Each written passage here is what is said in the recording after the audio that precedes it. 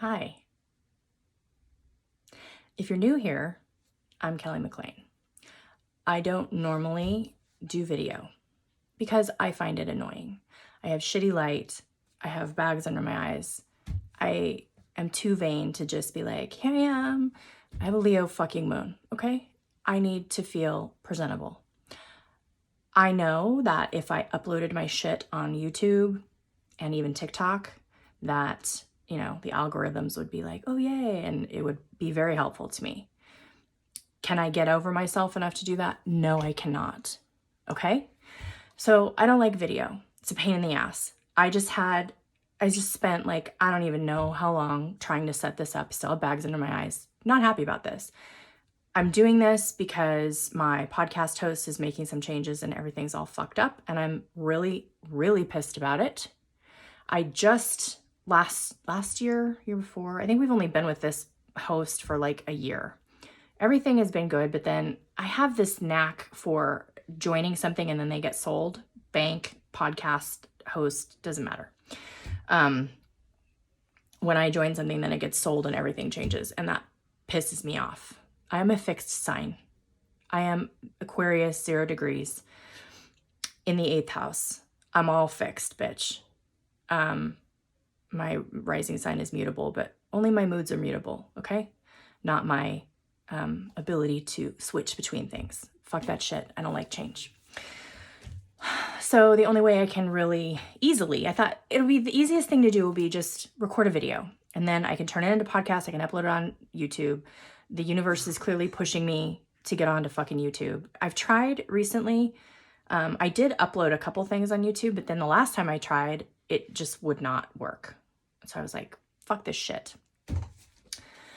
I'm not normally this cranky, if you're new here. I am usually cranky. I mean, this is bitch scopes, but I'm not usually this cranky. I just woke up. I woke up like this, and I don't really know why. And then everything has just been, you ever have one of those days where everything takes 10 times longer than it should? It's 15 times more complicated than it normally would be, right? For instance, my Ring doorbell battery's low. It's been low for days. Finally today, I'm like, okay, pull my head out of my ass, get the extra battery, go put it in there. It's not charged either. I never don't charge the second battery ever. So that's fucked up. Oops, I just hit the microphone. Then I was getting ready to print something, and I have some documents, like tax documents, laid out on my desk, and I was printing something for that purpose, and the printer won't print. I just printed something yesterday. The printer's there. So I'm arguing with my computer, which is it's a new computer. But I've never, this should not be an issue. So I spent probably at least 30 minutes setting up the printer so I could print one piece of paper for the fucking government. And when it comes to technical issues, I can't let it go. I have to get it fucking fixed. It bugs me. I don't know why. Aquarius, whatever. Then I had all my documents, and I have cats. If you're new here, I have a bunch of cats. I love cats. I'm the crazy cat lady. My husband is the crazy cat dad. It's fine. They're always in the podcast. There's always one in the microphone. There's always somebody in the background whining about a door not being open. This is my life. So I'm getting ready to do this, and one of the cats is up on my desk like usual, and then they get down, and I'm not even kidding you. There was a perfect little toe bean stamp, perfect little paw print, ink being shit, a little paw print of shit on my documents. I would show you, but I already Clorox wiped the fuck out of it. So then, not only is that fucking disgusting, and that means one of the cats is sick, which is also very annoying. So I had to clean the documents. I mean, I would love to send it into the government with a little love note, but not appropriate. So, also disgusting. They'd probably fine me or some shit in my luck. So then I have to go around and check all the cats' asses. This is the kind of day that I'm having. I have had to inspect cat asses today. How are you? But this is not the Kelly Bitches About Her Life podcast. This is the Bitch Scopes podcast, where I dish about the current astrological mood with a feminist twist. Today, the twist is just bitchiness. I'm just fucking pissed off.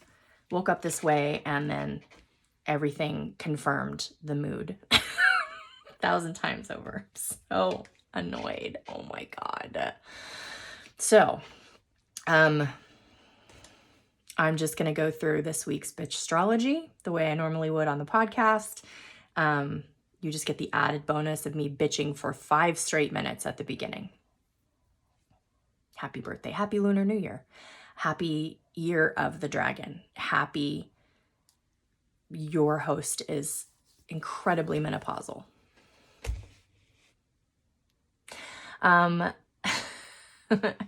This is your astrology outlook for the week of February 12th. Today is February 12th. It is ever so Monday today. Obviously it's Valentine's week. Valentine's, you know, like I'm married, my husband's sweet, and I still think Valentine's is, but it's there now. Valentine's Day is in the collective consciousness. We can't really do anything about that. So no matter how much you try to, you know, be like Galentine's and self-love, me, like whatever your feelings are about Valentine's Day, they're just going to be there. I think that Valentine's Day is just sort of rife with disappointment for most people. Disappointment and pressure, depending on which side of the Valentining you're on. But I mean, it's a lovely concept. I have nothing against it. Like, I love love. But it's a holiday that's charged. And so that happens this week, but I'm getting ahead of myself because I'm in a mood. This week is kind of a mixed bag, a little bit intense.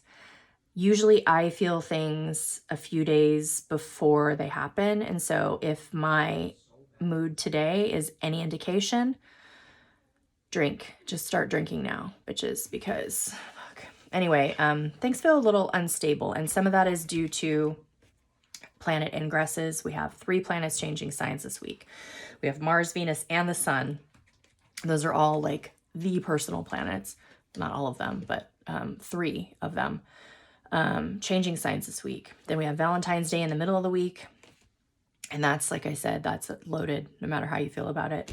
And Pluto is still very active this week in Aquarius, sort of intensifying everything, which I think there is, no, never mind. I'm not going to go down a rabbit hole. I must focus. If you're new here, this is not the best first impression, but anyway, if you're new here, I have been writing Bitch Scopes for like 8 years now or something. But recently, just in the last couple months, over the last year, it's been geared more and more and more toward the divine feminine and the goddesses. And specifically, I've been feeling this call toward the dark goddesses. I use air quotes around dark because they're not really dark. They have a backstory, like all of us. Like, somebody might go, God, she's a fucking bitch today about me. But obviously I have a backstory. Do you have a cat foot stamp of shit on your life today? No. Okay, well then.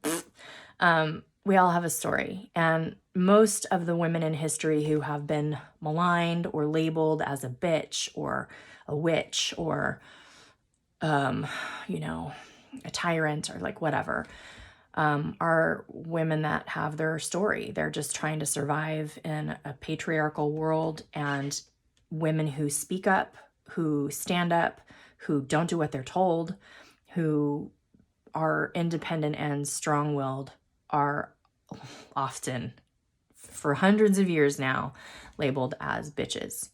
And that is kind of the essence of Bitch Scopes.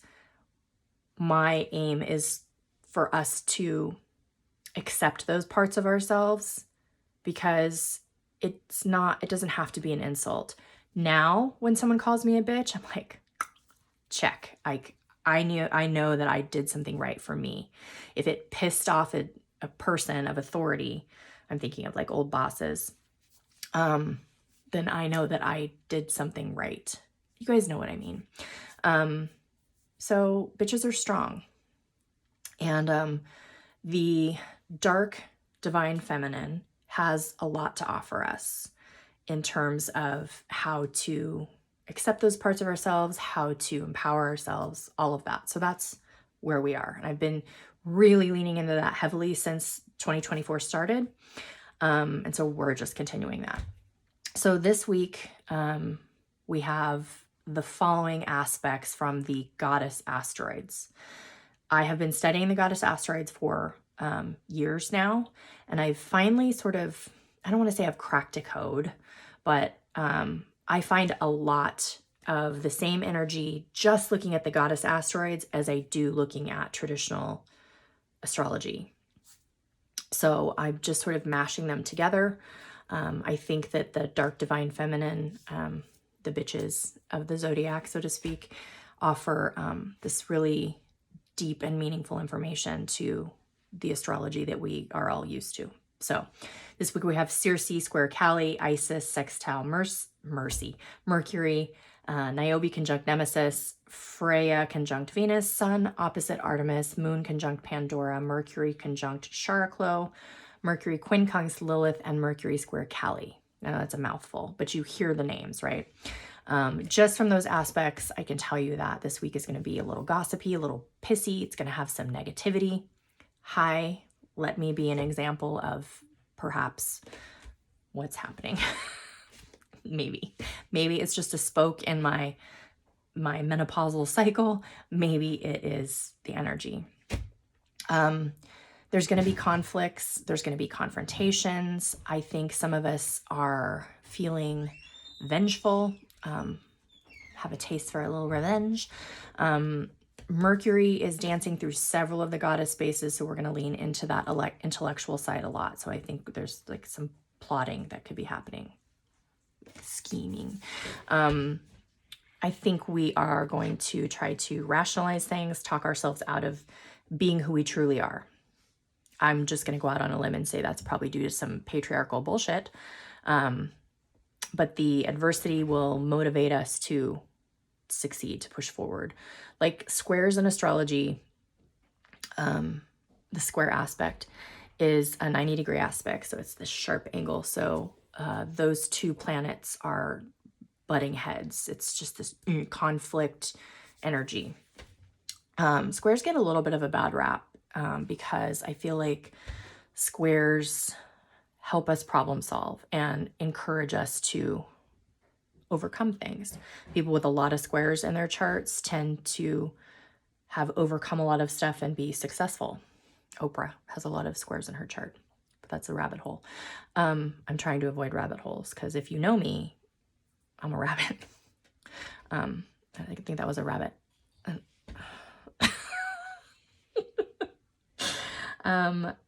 Okay, where was I? Yeah, so revenge is the best success. That's sort of like in the air this week. Kali is probably one of the strongest goddesses this week, and she can create some destruction. So be aware of self-sabotage. Don't be afraid to fuck some shit up within reason. Like, for instance, if you have a project at work and somebody just kind of handed it to you and it's like half done, or somebody started it, but then they left the company, whatever, it's like a mess. This is just a random example. And they were using a particular method to get it done. Like, I don't know if it's a calculation or like if it's just a workflow, right? Don't be afraid to blow that up and start over. As an Aquarius, one of my, I don't know, tendencies when I'm working on a problem is just to like fucking destroy the whole thing and start over. Whether it's cleaning my closet or, you know, a design project or like whatever. So don't be afraid to fuck some shit up to get what you need. Obviously, we don't want to like blow things up arbitrarily. From the traditional planets this week, we have a slightly softer outlook, but I still think there's an intensity and a drive, a lust, if you will, for power. Venus, she's a goddess, but also a traditional planet, also the only feminine planet other than the moon. And Mars, Venus and Mars both move into Aquarius. They both conjunct Pluto. And then next week, they conjunct each other exactly. For right now, they're like moving closer and closer. So that energy is definitely there. But next week, in the middle of the week, they conjunct exactly. Mars in Aquarius is unique, revolutionary, seeks independence and progress. Venus is forward-thinking and tolerant, also independent, and they both need freedom. So love does not, we don't want love to constrict us in this energy. Like I said, both of those planets individually conjunct Pluto, which is that lust for power. And with Venus conjunct Pluto, it's a deep desire for connection. Overall, having those two in Aquarius changes how we relate to other people. Those are the relationship planets, and some, they have other meanings, but those are how we relate. Those are our sex drive, our ambition, that shifts our values to desire more like original experiences. But more on that next week, because when they conjunct, it's stronger. The sun enters Pisces this week. Anytime the sun does pretty much anything, it's very significant because that is the center of the universe. Well, sorry, our solar system is not the center of the universe. The center of the universe is like around Sagittarius. Anyway, when the sun is in Pisces, we are more sensitive. We can be more compassionate. Oh my God, does the world need a whole bunch of that right now? Like a lot. It also makes things a little foggy. We can be a little more unsure of things, more creative, more tuned in, but maybe less realistic in some ways. Mercury, like last week, is very active this week. He squares Uranus and sextiles the North Node and sextiles Chiron. So there's just a strong intellectual vibe to this week. Like I said, I think there's going to be a lot of machinations and plotting and scheming and those kinds of things. Even if we don't act on it, I think a lot of us are going to be feeling some kind of way. No matter how you slice it, Pluto interacting with Mars and Venus and Aquarius heavily colors this week. The dark goddesses, aka the bitches, indicate to me that it might feel a lot more personal and we might feel righteously pissed off. If that doesn't happen to you, great. I just definitely feel that's in the air. The traditional planets, there's like rationalizing and mental gymnastics happening, I think. It is really important that we be true to ourselves this week. Well, always. Speak your truth. Don't be deterred on your path forward. Just keep pushing forward. Self-compassion is very important right now. Again, always. Self-advocacy, autonomy. Of course, these are things in the feminist zeitgeist that are really on fire right now because we just want bodily autonomy. But in general, self-compassion and the ability to rule your own self, your own life, very important. But don't be hard on yourself. Try not to be too critical. Try not to be self-destructive. Don't cut off your nose to spite your face. That kind of energy is also there with all that scheming and plotting. And then every week I'm trying to teach a little bit about one of the quote-unquote dark goddesses. Kali is who I'm talking about this week. If you go to Patreon, there's a really pretty image that I created with AI of Kali. She's a Hindu goddess, very complex. It has taken me years to really connect with her energy. She is no bullshit. She can be ruthless, but she is benevolent. I think I love her energy because I'm kind of that way. Like, I do give tough love to the people I love. I don't receive tough love very well. Like, I'm very reluctant to say that I need help or that I need anything really. I'm hyper independent. It's a wound. I know that a lot of you can relate to. But if I do show vulnerability, I need it to be, cradled. But, and I can do that for other people, but mostly the way I love people is with this fierceness. And sometimes that's this kind of no bullshit, tough love. And that's kind of how I experience Kali. She kind of burns away our ego bullshit. In some of her mythology, there's a lot of mention of demons, like her slaying demons. These are not literal demons. Like, if you believe in demons, okay, good, but that's not what we're talking about. More of like the pain and suffering and the burdens that we carry around. We're fighting her demons, right? We all have demons, not literal ones. Kali helped me so much in the last, I've really been trying to connect with her for about a decade.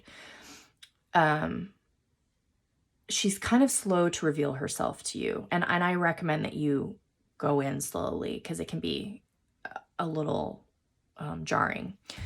If you just do this deep meditation on Kali, I feel like it could be jarring for a lot of people. She's really helped me face painful things from my past, helped me to recognize times when I think part of my makeup is just I'm really hesitant to say I was ever a victim. And I know some of you can relate to that. And she's really helped me to see that I was, and that it's okay to recognize that and to work through the feelings of anger around that. But I'm recognizing stuff that happened a long time ago. Anyway, she's just been really helpful in helping me face some painful events. She works very quickly, even though she's kind of slow to reveal who she is. But I feel like I've made more progress connecting with her than maybe any other goddess energy. They all have facets that you connect with at different times in different ways. But if you want some real significant changes in your life, I highly recommend connecting with Kali. But you should try to understand her. You should do some studying. Really, if you're interested in doing this kind of work, I feel like you should just get quiet for a moment and just say hi, see what comes through. Then next time, maybe light a candle, spend, just a few minutes trying to connect with her energy, look at her picture or whatever. See what comes through, baby steps. And that's my recommendation. In Bitchstrology, she holds the space of Saturn. And like Saturn, she can be very strict and kind of a taskmaster, but like Saturn, there are rewards. Her work is deeply spiritual, whereas Saturn's is sometimes a lot more pragmatic, everyday stuff, get your shit together, your finances, your job, your work ethic, whatever the Saturn work is that you're doing. But with her, it's this deeply spiritual stuff, which I think is a lot of healing. I find her to be very supportive. Her symbology, the images of her are sometimes very frightening. But trust me, if you get to know what it all means, because it's all highly symbolic, the Hindu culture and religion is very complex. I do not claim to be an expert at all. I have a lot of respect for all the major religions, as long as they're not doing harm to others. I think we know which one I might be referring to in the present day in America. But she has different like incarnations and flavors. There's, Kali Ma, or Mother Kali. She's the original mother in some of Hinduism. She is a warrior, but like all strong women, she's often misunderstood and maligned. So in the Patreon article, there's 2 links to articles about her, which I think you'll find very informative. Because this week is Valentine's week, I just wanted to leave you a thought about self-love and self-acceptance. And this is a quote from one of the articles. Kali is often misunderstood as merely a goddess of destruction, but in truth, she represents a much deeper concept, the liberation that comes through embracing every aspect of ourselves. That sums up really what I'm trying to do with Bitch Scopes and the Bitch Whisperer, and all of the work that I'm doing is helping us embrace all of the aspects of ourselves. The good, the bad, the ugly, the healing, all of it. So, yeah, the image that I don't think I can flip that. Yeah. Just go to Patreon and look at it. I think it's beautiful. I'm really pleased with it. Like I said, I did it with AI. But anyway, sorry for the bitching. It has just been one of those days. It's definitely a wine day. I'm going to go open a nice bottle of wine. But first I have to record the actual Bitch Scopes, which is the sign by sign astrology for this week. So if you would like to get those delivered to your inbox every Monday, it is $5 a month, not $5 a week, $5 a month. You will get the sign by sign horoscopes called Bitch Scopes in your inbox. Go to patreon.com/House of Bleep. All one word, House of Bleep. And sign up. For $5, you get the scopes. For $10, you get the written scopes and the podcast version of the scopes. And I think that's all I know. You can email me at kelly@thebitchwhisperer.me. And I forget what else I usually talk about because I'm all discombobulated. So have a good week. I would love to hear from you. Would love to see you over at Patreon. And yeah, love you. Love yourself. Be a bad bitch. And have a better week than I am having Monday. But if you do have a week where you have cat shit on your life, literally or figuratively, drop me a line.